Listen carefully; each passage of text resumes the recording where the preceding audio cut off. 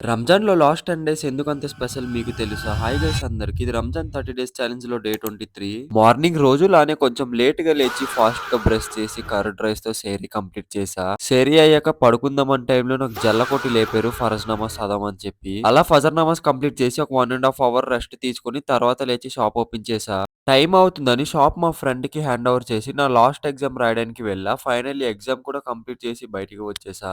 ఈరోజు ఫ్రైడే కూడా కాబట్టి రెడీ అయ్యి మసీదుకి వెళ్ళా. మసీదులోని నమాజ్ కంప్లీట్ అవ్వకముందే ఒక కస్టమర్ నుంచి కాల్ వచ్చింది జంప్ స్టార్ట్ చేయాలని చెప్పి. నమాజ్ అయితే కంప్లీట్ చేసుకొని వెళ్లి జంప్ స్టార్ట్ కూడా చేసి కస్టమర్ ప్రాబ్లమ్ అయితే సాల్వ్ చేసేసా.